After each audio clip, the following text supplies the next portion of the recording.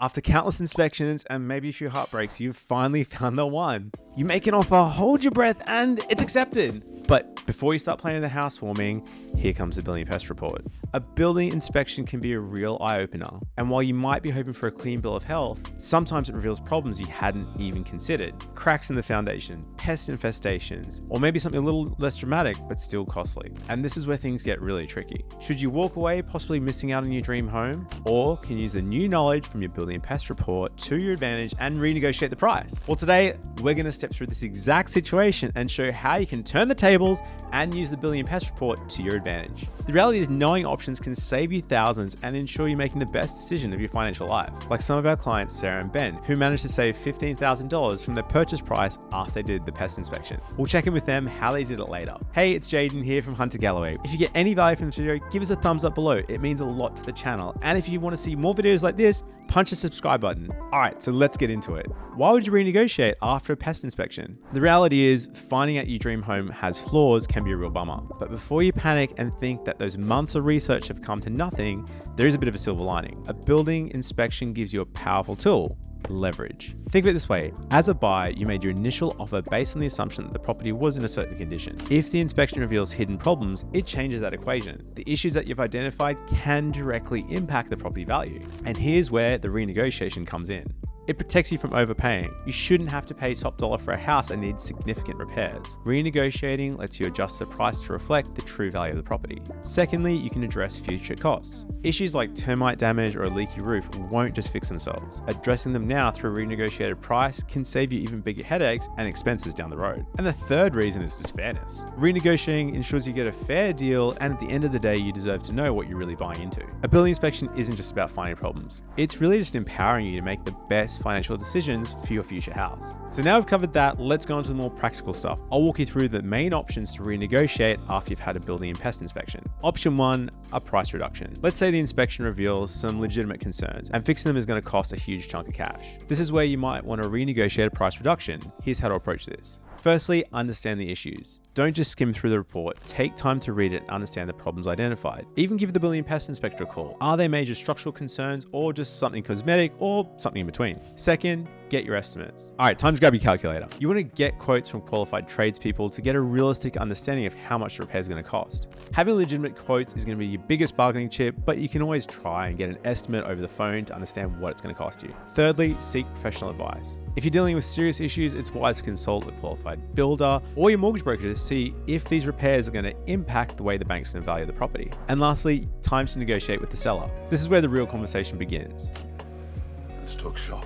You'll probably be negotiating via the seller's agent. If you don't feel comfortable with that, some people just do it via your own conveyancer. You can send them an email saying, hey, we've identified these issues. Please request a price reduction of $15,000 on this basis. It's entirely up to you if you go via your conveyancer or you speak directly to a real estate agent, but just be prepared for a bit of back and forth. It's not often that they just say, yep, I'm going to take a $15,000 hit. Thanks for coming. See you later. It's worth thinking about too. Smaller cosmetic issues could be worth fixing yourself. So these aren't going to be a fantastic bargaining tool. If the wall's missing a bit of paint, there's some chip balustrades, it's probably not going to help compared to bigger ticket items that would actually reduce the sale price and risk them losing the sale. So now we've covered price renegotiation, and depending on the seller's situation, this could or could not work. Which brings us to option number 2, requesting repairs. Sometimes asking for a price reduction might not be your ideal situation. Maybe the repairs are essential for the home's safety or functionality, and you just prefer the seller to handle them and it's all sorted out before you move into the home. Here's a few things you want to think about. Firstly, prioritize the major repairs. Focus on the repairs that are crucial and could significantly affect the quality of life or the property's actual value. Think of them like major structural problems: faulty roof,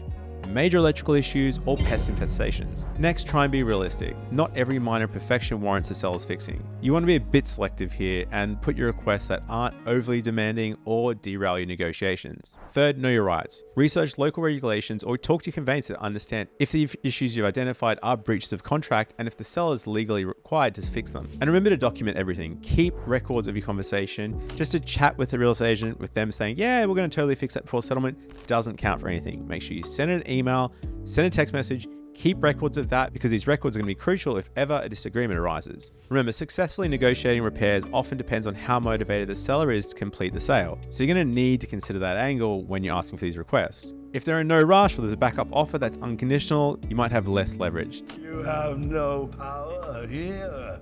Arranging a price reduction. All right, so you've had your inspection results, your repair estimates, you've spoken with the agent, you've negotiated a $10,000 price drop. What actually happens now? Do they give you the $10,000 at settlement? This is where there's two actual pathways to follow for your solicitor to update the contract price. The first one is a deed of variation. If you're looking at a significant price reduction, a deed of variation is the way to go. This is a legal document drawn up by the lawyers to officially show the changes in the contract price. So if you'd agreed on $600,000, there was going to be a $10,000 drop. The deed of variation keeps the original contract to sell in place, because if you rip that up, then potentially they can terminate the contract and walk away. They don't want to do that.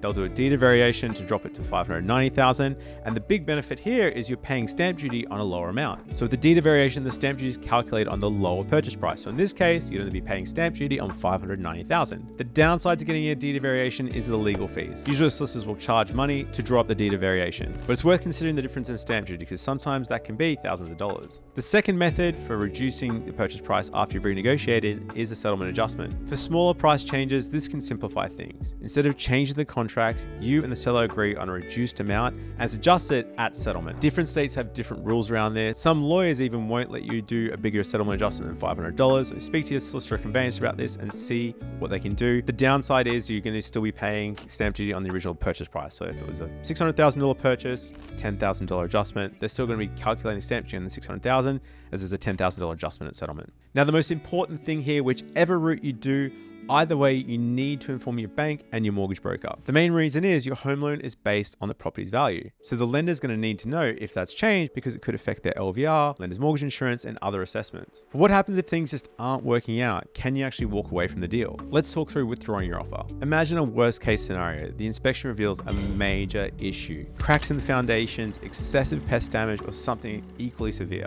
Or maybe the seller just refuses to budge on the repairs or a price reduction. In these cases, it might be time to reconsider your offer. This is where the process is going to change state by state. I'm going to break down what happens in Queensland. Before acceptance, if the offer hasn't been signed by the seller, you can freely withdraw it. Just make sure to do so in writing and submit it to the agent as soon as possible. This is where you can use a deadline to help with the negotiations. You could include an expiry date in your offer, giving the seller a limited time to accept. If it expires, your offer is automatically off the table. In Queensland, you can also have a building and pest clause. So if an issue happens in the 14 days, you might have a rebuilding and pest clause. You can potentially terminate the contract without penalty. Speak with your solicitor or conveyancer on this, on the exact steps, but if that building pest report isn't satisfactory to you, that's what the clause is there for. So let's chat about Sarah and Ben's $15,000 success story. Sarah and Ben were over the moon. Their offers accepted on an awesome older Queenslander. But as is the emotional roller coaster that buying a property is, their excitement turned to worry when their inspection report revealed a leaky roof with potential water damage. Now, this is obviously a costly fix, and they didn't want to really overpay for the property. So here's how they handled it.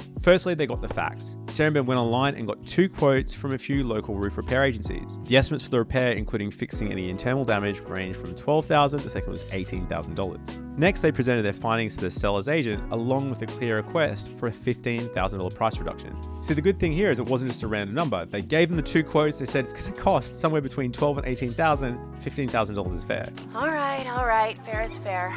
Now, as is always the case, the seller was hesitant. They only wanted to reduce by 10, and after some back and forth, they agreed on a price reduction of $15,000. They spoke with their conveyancer and their mortgage broker. The conveyancer drew up a deed of variation to reduce the purchase price by $15,000 and actually saved a bit on stamp duty as well. A few weeks later, Sarah and Ben moved into their home with a new roof and a few $1,000s of savings. All right, so we've covered a lot of ground, but here's what you need to know. Finding a problem after a building inspection can be stressful, but it can also give you a bit of power. Whether it's a price reduction or requesting repairs, use those inspection results to get a fair deal that reflects the true value of the property. Remember to know your options. You can choose an approach that works best for you. Don't be afraid to walk away from the deal if it just isn't the right fit, or it's going to require way more repairs than you initially signed up for. And don't be afraid to get some advice. Speak to your conveyancer, broker. Local builders are really going to help you through this process to understand what it's actually going to cost. At the end of the day, a building inspection is an investment in your future. By taking time to understand your options and taking informed decisions, you'll ensure that you're purchasing your dream home and not someone else's problem. At Hunter Galloway, we're the home for home buyers across Australia. If you need help with finance, hit us up at huntergalloway.com.au. Until next time, see ya.